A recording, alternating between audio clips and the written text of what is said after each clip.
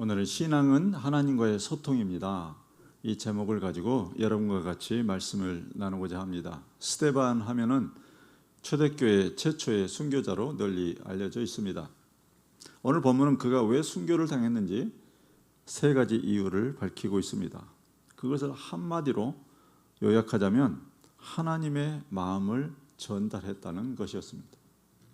그 때문에 순교를 당했어요. 참 어처구니가 없는 일이죠. 스데반은 은혜와 권능이 충만했습니다.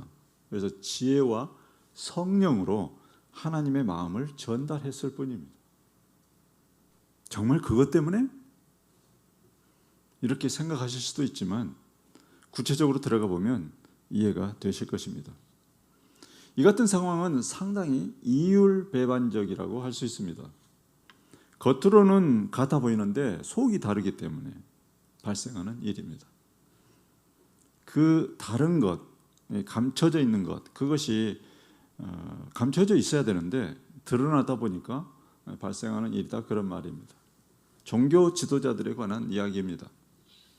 종교 지도자들은 자신들의 그 감춰진 속마음이 이렇게 스데반을 통해서 이게 드러나니까 그게 더 이상 드러나지 않도록 하기 위해서 스데반을 죽인 것입니다. 스데반은 종교 지도자들이 가장 중요하게 생각하는 세 가지를 건드렸습니다. 모두 다 건드렸습니다. 그들이 가장 중요하게 생각하는 것 세 가지. 첫째, 성전. 둘째, 할례. 셋째, 율법입니다. 어느 누구도 이것을 건드려서는 안 됩니다. 왜냐하면 성역이라고 하죠. 건드려서는 안 되는 것. 종교 지도자들이 겉으로는 이 성역을 수호한다, 이런 명분을 가지고 그런 일을 했지만 사실 실상은 그들의 밥줄을 건든 것입니다. 예수님이 십자가에 못 박히신 이유도 여기에 있어요. 이 세 가지 이유, 이런 것들을 건들면 안 돼. 성전을 헐라 내가 사흘 동안에 일으키리라, 이 말씀하셨잖아요. 이 성역을 건든 다음에 이 종교 지도자들이 이제 결국 이게 재판을 열어서 그 사내들인 공회에서 이것을 아주 심층적으로 이게 다루게 됩니다. 집중적으로. 그래서 그들이 내린 결론이 무엇이었습니까? 사형이었죠. 불행한 것은 참 이런 사건들을 보면서 우리가 참 불행하다 그렇게 생각하는 건 뭐냐면 이 영적인 직무를 맡고 있는 사람들이 영적으로 너무너무 어두운 거예요. 영적이지 않은 거예요. 예수님의 말씀은 성전된 자기 육체를 가리켜 말씀하신 것인데 종교 지도자들은 자신들의 밥줄인 그 눈에 보이는 성전만을 생각한 것입니다. 그렇다면 무엇입니까? 그들의 신앙은 빈 껍데기에 불과했다는 것입니다. 신앙이 빈 껍데기에 불과했다. 그 속이 없는 거예요. 그 안에 담겨 있는 게 없고 껍데기만 있는 거예요. 신앙에서 가장 중요한 것이 무엇입니까?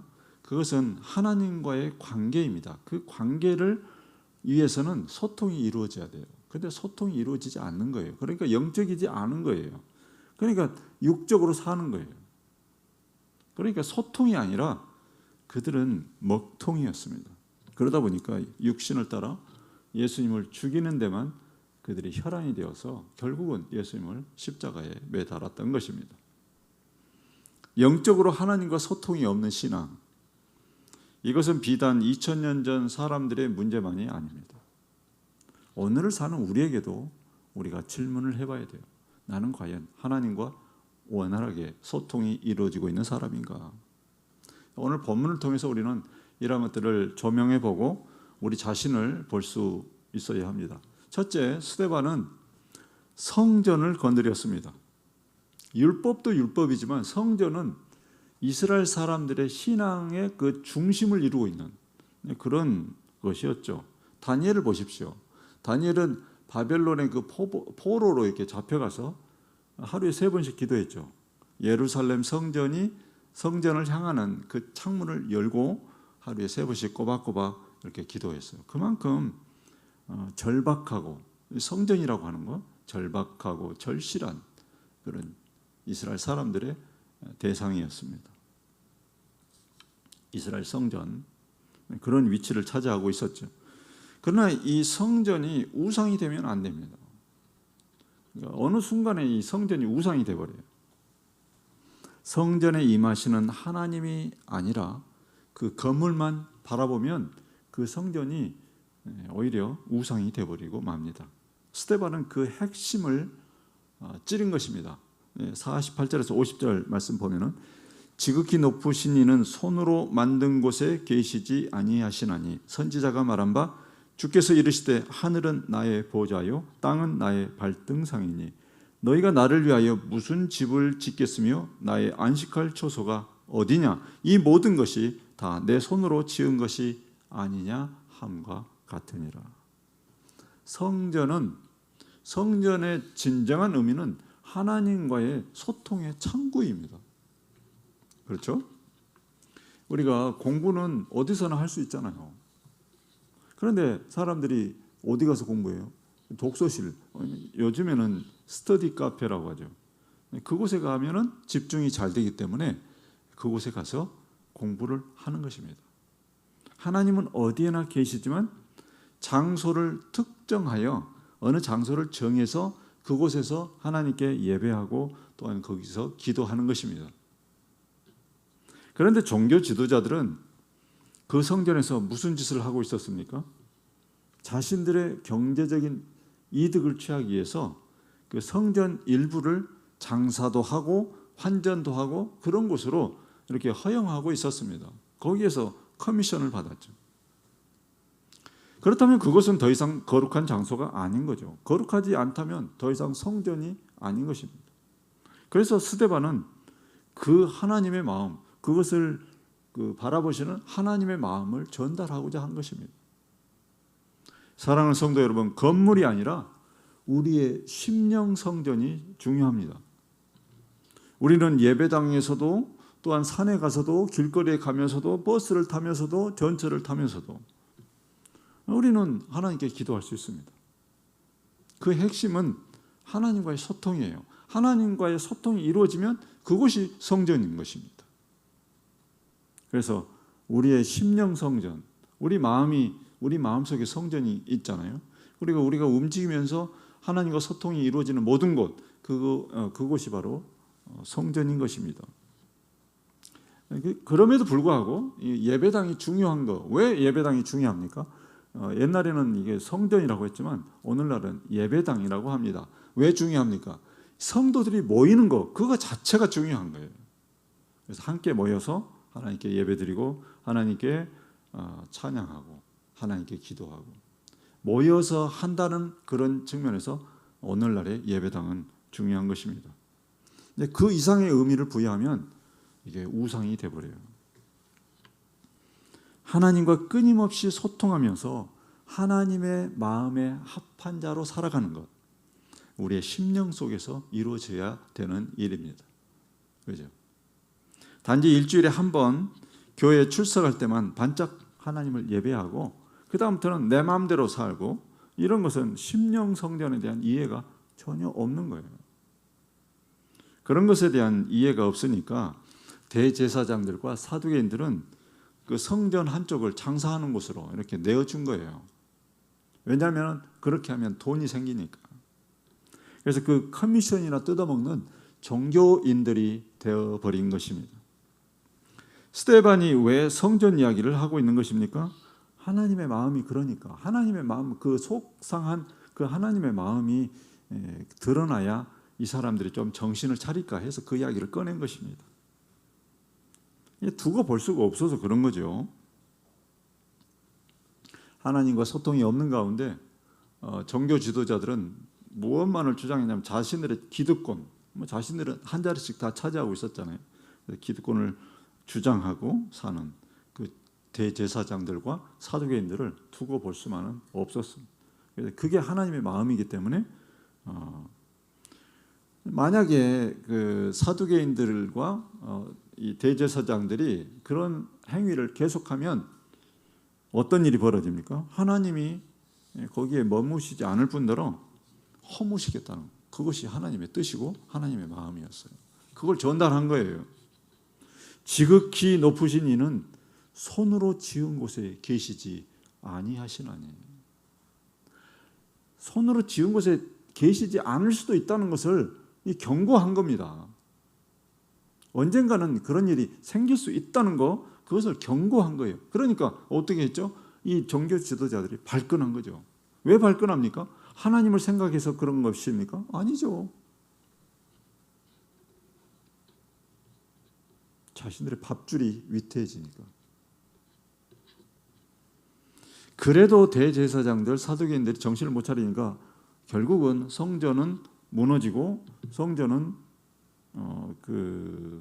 지금 이 말씀, 이 스데반의 설교가 선포된 그 후에 AD 70년에 성전이 완전히 로마 군인들에 의해서 짓밟히고 처참하게 허물어지고 흔적만 남게 되었습니다.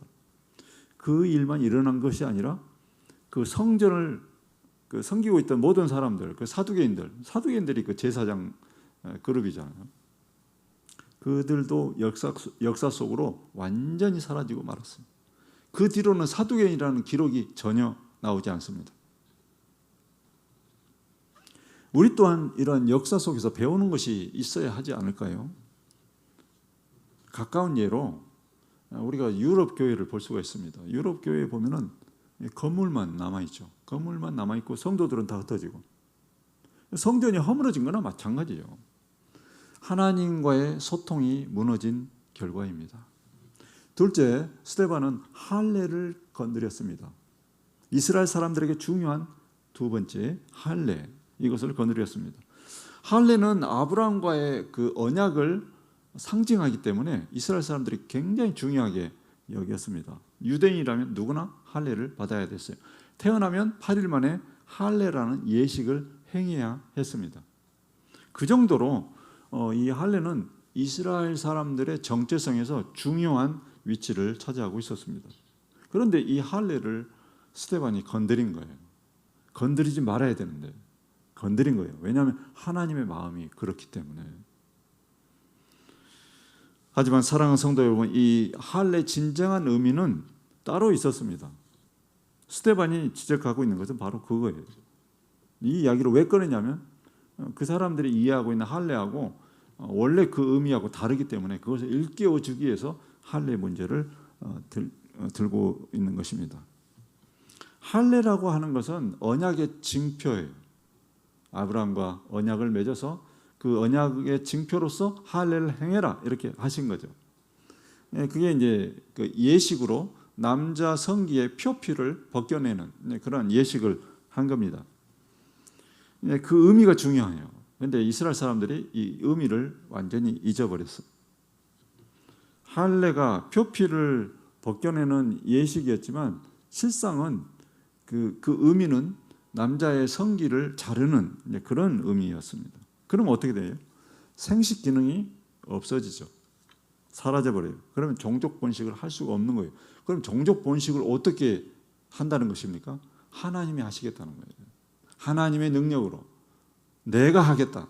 너희들의 능력이 아니라 너희의 후손은 내 능력으로 이어가게 하겠다. 그것이 바로 할례 의식의 진정한 의미입니다.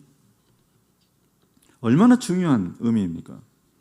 그런데 세월이 흐르다 보니까 그 예식만 남고 그 의미는 다 사라져 버렸어요. 후손을 자기 능력으로 이어간다고 이렇게 생각하고 있는 거예요. 자기 인생은 자기 능력으로 살아가고 있는 것처럼 그렇게 살아가고 있는 거예요. 믿는 사람들도 그렇잖아요.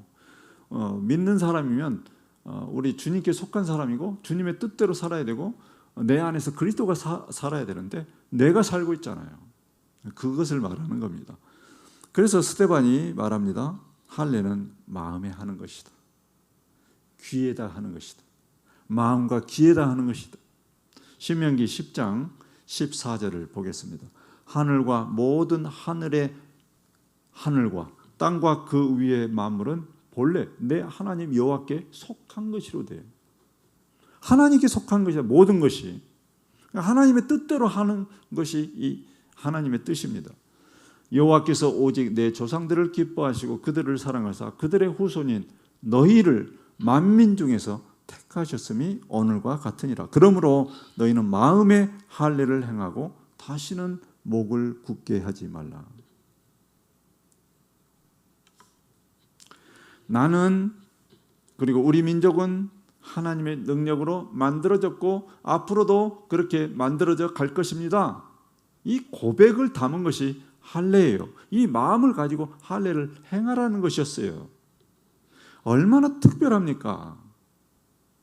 우리 믿는 사람 또한 그런 특별한 존재인 것을 믿으시기 바랍니다. 예수를 믿는 그 순간부터 이 똑같은 할례 의식을 행한 것과 똑같은 그런 의미를 갖고 우리는 새 출발을 하는 것입니다. 근데요, 오늘 이 말씀을 보면서 마음의 할례는 어느 정도 우리가 이해가 가죠. 그런데 귀에다 할례를 한다는 게 그게 무슨 말일까요? 이 문맥을 보면은 그 맥락이 잡혀요. 보십시오. 51절을 보겠습니다. 목이 곧고 마음과 귀에 할례를 받지 못한 사람들아, 너희도 너희 조상과 같이 항상 성령을 거스르는도다. 우리가 그런 말을 하잖아요. 너 말 좀 들어라. 이렇게 말 좀 들어. 귀로 듣는다는 그런 이야기가 아니라 그 말을 듣고 좀 행해라, 실천해라, 순종해라, 그런 말이죠. 그런데 이스라엘 사람들은 듣기만 하고 순종하지 않은 것입니다. 결국 그들에게 필요한 할례는 마음과 귀에 하는 그런 할례, 그들에게 필요한 할례였습니다. 생명의 주께 전적으로 굴복하는 것, 그들에게 필요한 그것이 진정한 할례, 하나님의 뜻에 굴복하는 것. 스데반은 이것을 목숨을 걸고 지금 전달하고 있어요. 이것을 건드리면 무슨 일이 생긴다는 거 스데반이 뻔히 알고 있어요. 그렇지만 이것이 하나님의 마음이기 때문에 그는 전달하지 않을 수가 없었던 것입니다. 십자가에 달리신 예수가 그들의 메시아요 생명의 주라고 아무리 말을 해도 들어먹질 않아요. 거역합니다. 오히려 대적합니다. 그죠? 메시아가 오셨다. 이미 오셨고 그분이 우리의 생명의 주시다. 이렇게 말을 해도 듣지를 않아요. 그래서 그렇게 말하는 사람을 오히려 어떻게 합니까? 감옥에 가두어서 그 말을 못하게 합니다. 그런 일이 생겼는데 그런 일은 이스라엘 역사를 보면은 그런 일이 하루 이틀의 일이 아니라 그 입바른 소리를 하면은 하나님의 뜻을 온전히 전하면 오히려 이 사람들은 그것이 자기의 마음에 뭔가 좀 일치가 안 되면은 그 선지자들을 잡아다가 선지자들을 죽였던 그런 역사를 가지고 있습니다. 자신의 마음에 탐탁지 않으면 그냥 무조건 죽이는 거예요. 근데 이 선지자들이 뭐라고 했어요? 선지자들이 당신들 그 북이스라엘 당신들 아수르에게 잡혀갈 것이다. 포로가 될 것이다. 남유다 당신들 어떻게 되냐? 바벨론에게 잡혀갈 것이다. 포로로 잡혀갈 것이다. 그리고 당신들 나라는 다 망할 것이다. 이렇게 막 선포를 하냐. 선지자들이 그러니까 그거 못 들어주겠는 거예요. 그래서 다 죽였어요. 지금은 이제 스데반이 말하고 있잖아요. 스데반이 그 성역을 건드리니까 스데반을 이제 죽이려고 하는 거예요. 돌로 이제 막 치려고 하기 직전입니다. 오늘은 이제 거기까지 내용이 아직 나오지 않았는데 그 감춰진 진실, 그 진실이 드러나는 거, 이걸 가장 두려워하는 것이 종교 지도자들이에요. 자신들은 의롭고 뭔가 종교적으로 권위를 인정받아야 되는데 그렇지만 그들의 속은 완전히 썩어 무너진 그것이 막 냄새나는 이것을 막 이렇게 드러내니까 죽이려고 했던 것입니다. 마지막 세 번째로 스데반은 그들이 그토록 중요한 율법을 건드렸습니다. 뭐라고 합니까? 53절입니다. 너희는 천사가 전한 율법을 받고도 지키지 아니하였다. 이것도 전곡을 찌른 거예요. 아니 종교 지도자들을 하면은 이 율법을 아주 잘 지키는 사람들로 그렇게 되어 있는데 너희는 듣고도 그것을 받고도 지키지 아니하였도다 이렇게 말한 거예요. 누구 생각입니까? 스데반의 개인 생각입니까? 아니에요. 그게 하나님의 마음이라는 것입니다. 하나님의 마음이에요. 지킨다고 지키는 것 같은데 하나님 보실 때는 지키지 않는 것과 똑같이 그렇게 살고 있다는 그런 이야기입니다. 그렇다면 무엇이 문제입니까? 마음으로 하나님을 섬기지 않는 것입니다. 마음으로. 마음이 중요하잖아요. 근데 형식적으로만 하고 있는 거예요. 예수님께서도 요한복음 8장 42절에서 그 말씀을 듣고 있는 회중들에게 뼈아픈 한마디를 던졌어요. 뭐라고 하셨습니까? 예수께서 이르시되 하나님이 너희 아버지였으면, 이 말씀은 무슨 말이에요? 이게 반어법이잖아요. 하나님이 너희 아버지가 아니기 때문에 이 말씀이에요. 하나님이 너희 아버지였으면 너희가 나를 사랑하였으리니 이는 내가 아버지께로부터 하나님께로부터 나와서 왔음이라. 이렇게 말씀합니다. 무슨 말씀입니까? 그들은 율법을 가지고 있기는 하지만 하나님이 누구신지도 몰라. 율법만 가지고 있는 거예요. 이 마음과 마음이 하나님과 통하고 있지 않기 때문에 하나님을 모르는 거예요. 하나님의 아들이신 예수님이 오셨는데도 예수님을 알아보지 못했어요. 그렇지만 하나님의 사람들은 알아봤습니다. 예수님이 오시자 하나님의 아들이시다, 그렇게 알아봐요. 세례요한이 예수님을 보고 뭐라고 했습니까? 보라, 세상 죄를 지고 가는 하나님의 어린 양이로다. 이렇게 그냥 고백이 바로 막 나오는 거예요. 나다나엘이 예수님을 보고 뭐라고 말합니까? 당신은 하나님의 아들이시요 당신은 이스라엘의 임금이로소이다. 이게 하나님과 마음과 마음이 통해서 평소에 소통이 이루어지고 있는 사람들의 고백이에요. 예수님 딱 보니까 그게 막 입에서 튀어나오는 거예요. 종교 지도자들은 죽었다 깨어나도 이게 안 되는 거예요. 오늘날 우리도 말씀을 소유만 하고 있고 말씀 듣기만 하고 지식으로만 알고 있을 뿐 삶으로 순종하지 않는다면 이게 우리가 하나님과 소통이 아니라 먹통이 되어 있을 수 있다는 거, 이것을 꼭 생각해 봐야 합니다. 어제는 어떤 분에게 복음을 전했는데 이분은 천주교 신자는 아니고 천주교를 왔다 갔다 10년을 했대. 10년을. 꽤 오래 다녔어요. 그런데 이분의 머릿속에는 그 종교적인 전통적인 그 종교의식 있잖아요. 그런 그 행위로서 뭔가 자기가 구원을 받을 수 있다는 거, 그런 것과 그리고 천주교에서 그 들은 거, 이런 것들이 짬뽕이 돼가지고 하나의 견고한 그 진이 구축되어 있어요. 복음을 전하는데 복음이 안 들어가는 거예요. 행위로 구원받을 수 있다. 이게 머릿속에 팍 이렇게 박혀 있어요. 결론은 뭡니까? 이분의 결론은 뭐냐면 자신은 구원을 받지 못할 수도 있다, 이렇게 이야기해요. 그리고 그것이 아무것도 아닌 것처럼 이야기해요. 참 기가 막혔습니다. 자기의 행위가 부족해서 지옥에 가는 거 어쩔 수 없다는 거예요. 이것이 바로 하나님과 소통이 없는 사람들의 실상입니다. 실상입니다. 지옥에 가도 좋다? 그래서 그것을 깨뜨리려고 계속적으로 설득하고 복음을 끝까지 전하고, 복음을 전한 다음에도 영적 기도를 안 한다고 하길래 일단은 제가 강요는 하지 않고 계속적으로 천국과 지옥에 대해서, 그리고 어떻게 해야 구원을 받을 수 있는지 이렇게 설명을 했습니다. 그리고 그래도 일단은 받아들이지를 않고 그러길래 제가 비유를 하나 들었어요. 인간은 인간의 자신의 행위로는 구원을 받을 사람이 한 사람도 없습니다. 구원을 받으려면은 예수님의 등에 업혀서 이렇게 가는 수밖에 없다. 등에 업혀서 가면은 그래도 예수님의 등에 업혀 있기 때문에 우리가 천국에 들어갈 수 있다. 그렇게 이야기를 하니까 조금 알아들어요. 조금 알아들어요. 그래서 완전히 받아들이지는 않았습니다. 그래서 시간이 좀 더 필요하다. 어차피 또 만날 거니까 다음에 만나서 또 이야기하고 계속 이야기해서 어떻게든 이분을 천국으로 갈 수 있도록 이렇게 인도하는 것이 제 책무다, 그렇게 생각하고 거기서 중단을 했습니다.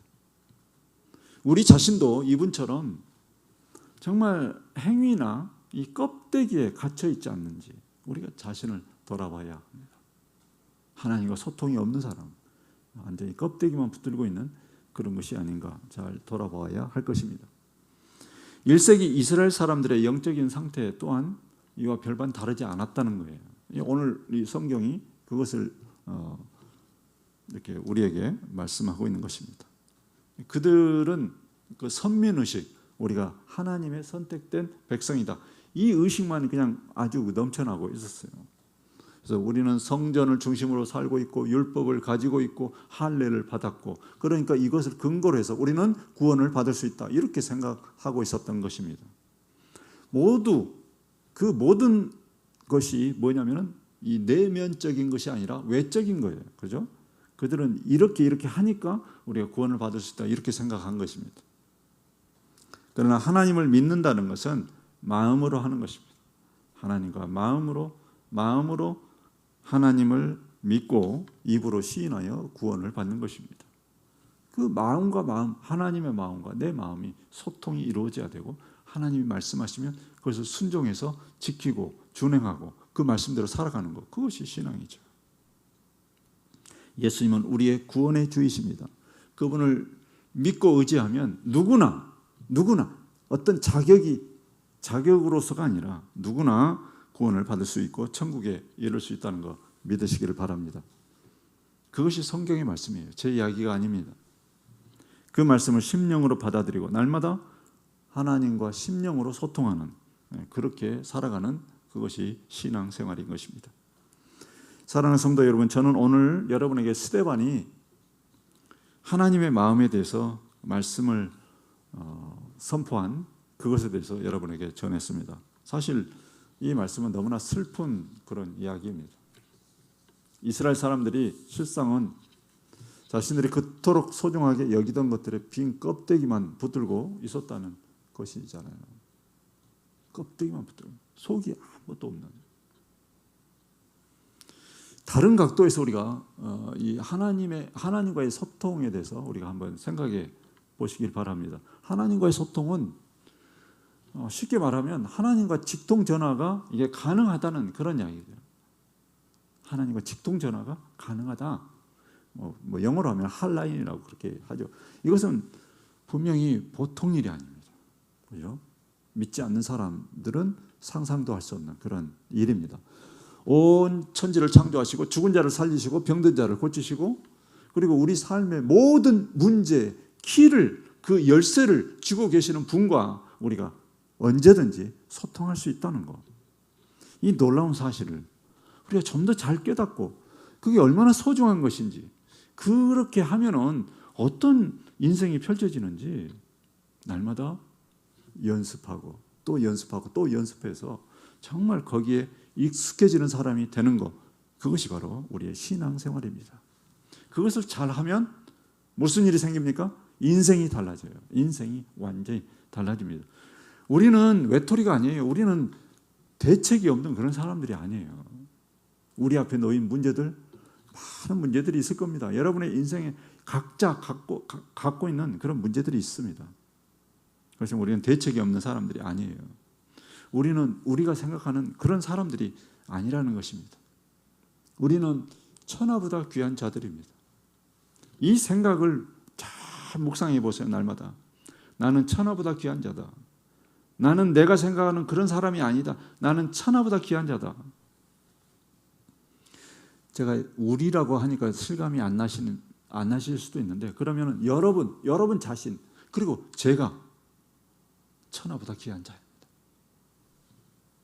하나님이 그런 존재로 우리를 만드셨고 그런 존재로 회복시키고자 우리를 구원하신 것입니다.